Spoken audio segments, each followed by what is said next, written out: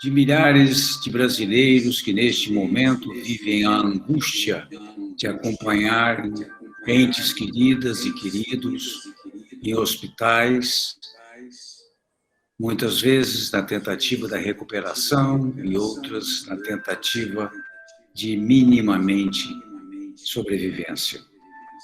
É sempre bom nós lembrarmos que estas mortes são provocadas parcialmente pela pandemia do Covid, mas elas também são fruto do etnocídio, da homofobia, do machismo, do racismo e da mentalidade de uma pessoa que pensa, fala e executa a partir de um comportamento de torturador.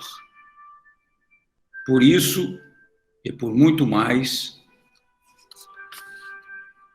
compartilho com todas e todos aqueles que há algum tempo falam basta com o meu fora Bolsonaro. Reverencio Paulo Freire e sua pedagogia da indignação, colocando para vocês o grande desafio que nós temos de, para além do esperançar, nós nos mantermos com a capacidade de nos indignarmos com tanta exclusão, com tanta violência, com tanta fome, com tanto sofrimento que nos cerca. Quero agradecer a todas e todos vocês que organizaram esse evento, uma vez mais agradecer por estar com vocês à distância possível, e falando sobre um tema que eu acho extraordinariamente pertinente: passado, presente e futuro do trabalho.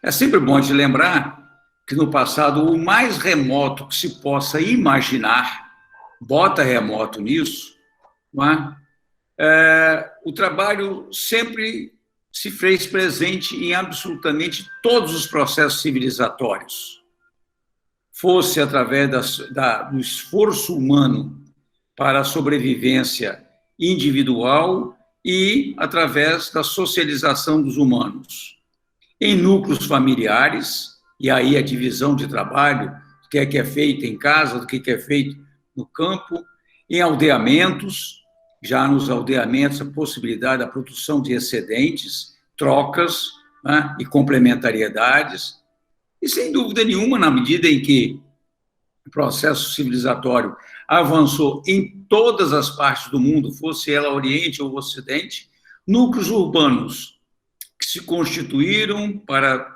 gerar segurança, para ser um ponto de convergência de rituais religiosos e também de concentração do poder político.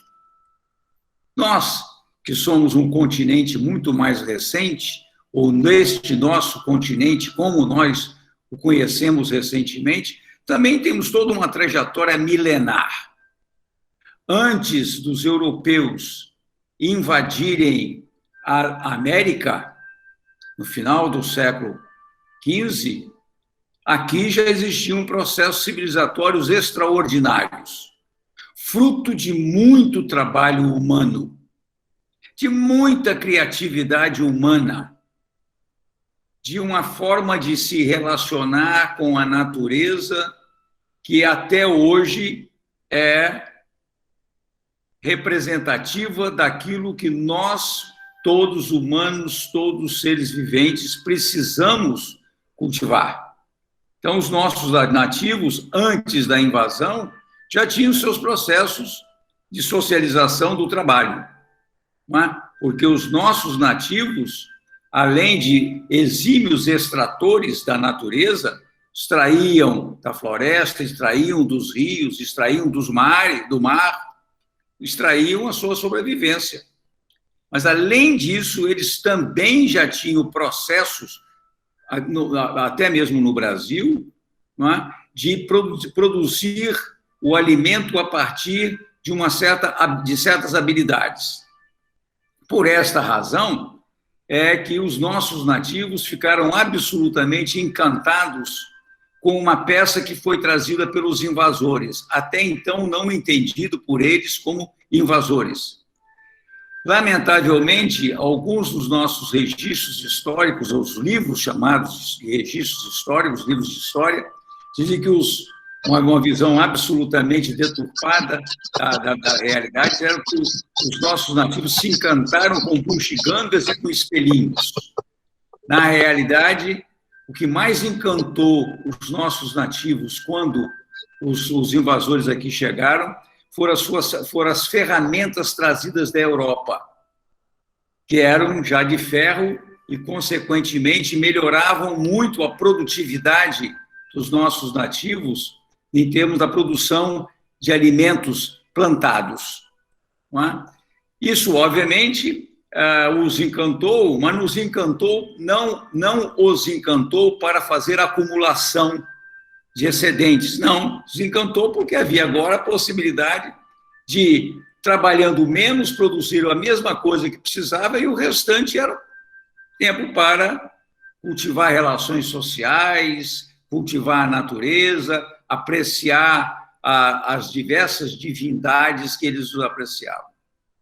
Passado toda a fase de escravização dos nativos e quando ficou claro que seria impossível para os invasores escravizá-los de forma permanente e tendo em vista o interesse tanto da coroa quanto do interesse mercantil, estabelecer uma rota comercial no Atlântico Sul, ligando a América ao continente africano, ali se estabeleceu uma das mais sanguinárias, os mais sanguinários processos de exploração do ser humano, qual seja a escravidão por interesse mercantil. Então, aí o Brasil, já como o trabalho no Brasil, a partir de outra mão de obra que não a nativa, começa sob o regime majoritariamente de escravos africanos que vieram para cá e aqui foram escravizados. E aqui foram absolutamente consumidos por trabalhos exaustivos, por processos totalmente bárbaros de tratamento enquanto seres humanos, porque não eram vistos como seres humanos, eram vistos como piores do que bicho, né? Mas ainda assim o trabalho lá estava. Era um trabalho sob a forma de escravidão, mas o trabalho estava presente durante todo este processo de invasão e exploração do território brasileiro pelos invasores europeus e seus seguidores.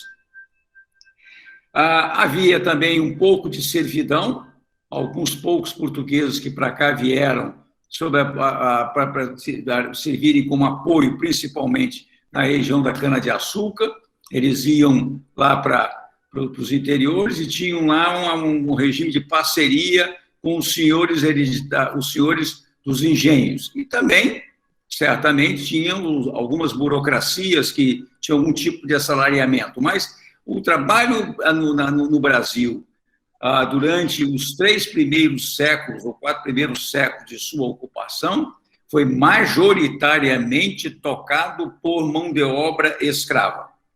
Quando, no fim da escravidão formal, em 1888, e é sempre lamentável, mas necessário que a gente registre, o último país a se eximir da escravidão, pelo menos oficialmente, o fim da escravidão foi meramente formal, né?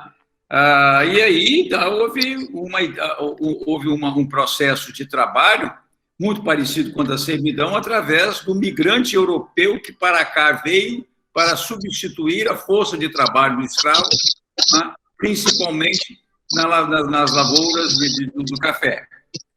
e ela é um regime de servidão-parceria, né? Porque mesmo o imigrante europeu, quando para cá veio no final do século XIX, início do século XX, também não podia adquirir terra, porque tinha uma lei de terras que impedia que ele também o fizesse.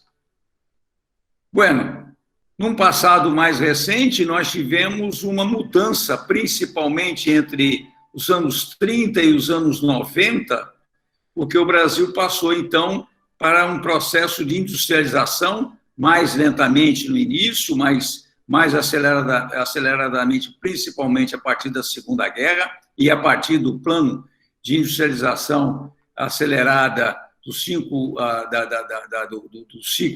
do governo Juscelino Kubitschek.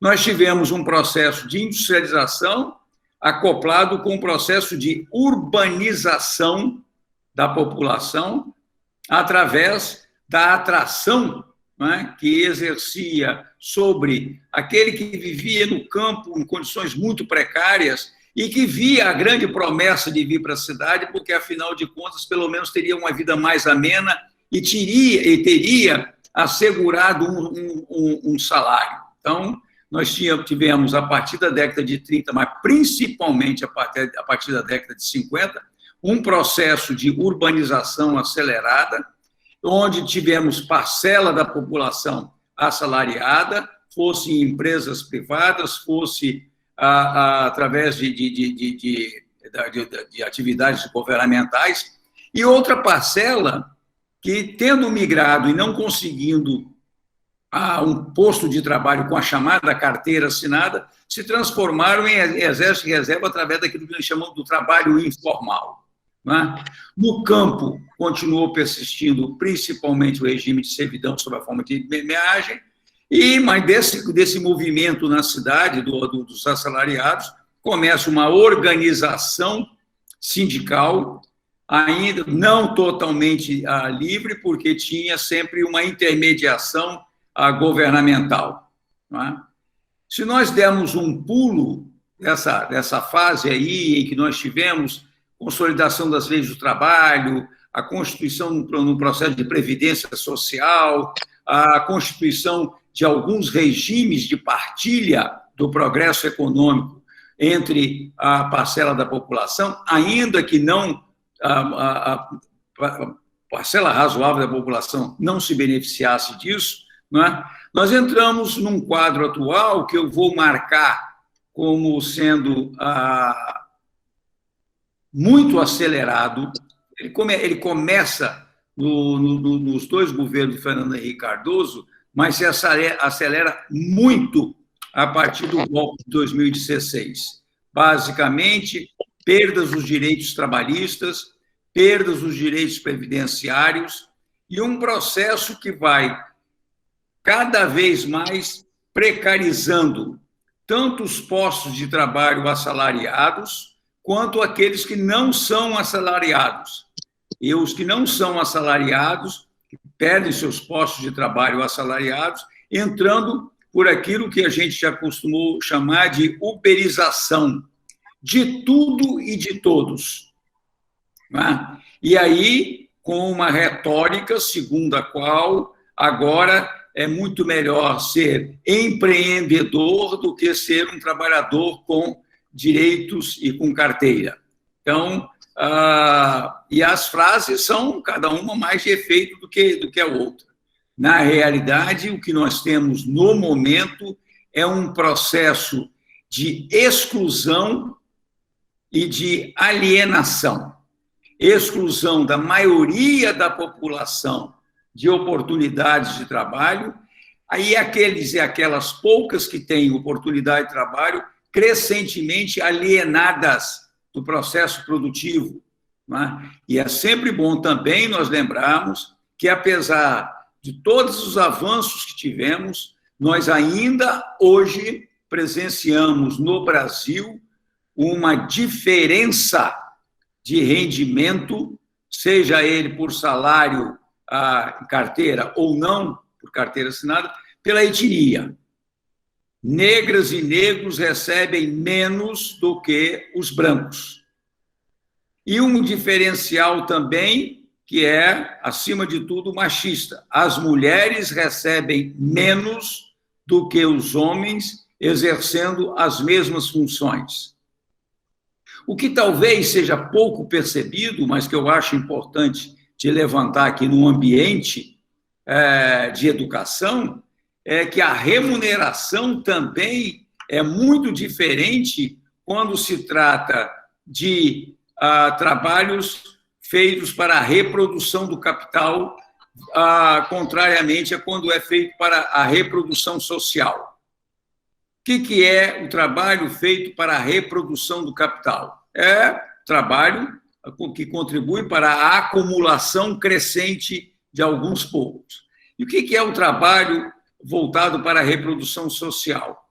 É aquilo que a gente cuida, são os trabalhos que são feitos e que são voltados para o processo de crescimento cultural, né? Ou de prosseguimento cultural. E não se tem esta reprodução social sem cuidado. Quem é que majoritariamente cuida? As mulheres. Cuidam enquanto educadoras, cuidam enquanto profissionais da saúde, cuidam enquanto domésticas, trabalhando em mais diferentes postos possíveis da atividade doméstica, dentre as quais cuidando dos filhos daquelas e daqueles que têm condições de pagá-la para este cuidado. Muitas vezes, causando uma contradição que esgarça o tecido social brasileiro, que é mulheres que cuidam das filhas e dos filhos dos outros, muitas vezes em jornadas de trabalho que começa às 6 horas da manhã, ou às vezes até um pouco mais cedo, porque tem que se transportar até a casa onde vão trabalhar, e só vão chegar em casa lá para 7h30, 8 horas da noite, e, consequentemente, tem pouca chance, pouca oportunidade de cuidar dos próprios filhos. O que talvez seja mais cruel é que, se a gente pensar em termos da remuneração deste trabalho, que é tão fundamental para a reprodução cultural das classes médias e altas, né, com o que recebem homens que cuidam, né, da reprodução do capital, vamos perceber que existe aí um diferencial também. O mais comum é que, por exemplo, o motorista da família receba mais do que a pessoa que cuida dos filhos dessa família. Não preciso dizer para vocês que são professoras e que são alunos, e que são professores e são alunos, que sabem perfeitamente em que condições trabalham professoras e professores. A que salários que têm. E esta mazela ficou mais do que nunca explicitada durante a pandemia, porque ficou clara a quase que impossibilidade de professoras e professores exercerem o seu ofício à distância, porque mesmo eles nem sempre tinham acesso a uma internet de qualidade, nem sempre podiam compartilhar um único aparelho, que é a média das casas do Brasil. Quando tem, é um computador, e muitas vezes a mulher e o marido, professoras e professores, tendo que trabalhar de casa e tendo que também trabalhar a educação à distância de filhas e filhos, e nós sabemos em que condições, inclusive psicológicas, estamos todos nós buscando a sobrevivência nestes tempos de trabalho remoto. Eu fui provocado a pensar o futuro. Trabalho ontem, trabalho hoje, trabalho amanhã. Eu diria que, para o futuro, nós temos 2 cenários possíveis. O primeiro deles é a continuação, aprofundamento do cenário atual. É o famoso vamos voltar ao novo normal, como se o novo normal fosse nós voltarmos a fevereiro de 2019, ou março de 2019, foi quando nós começamos a ter fechamento de escolas, etc. Então, por esse cenário, certamente nós vamos ter uma crescente privatização do serviço público, tá? Inclusive da educação, inclusive da saúde, inclusive dessas, porque o objetivo de quem está no poder neste momento, não só no governo federal, mas também em alguns governos estaduais e em muitos municípios, é fazer a privataria das escolas, a privataria dos postos de saúde, do atendimento médico, do atendimento escolar, etc. E a privataria pode se dar, seja efetivamente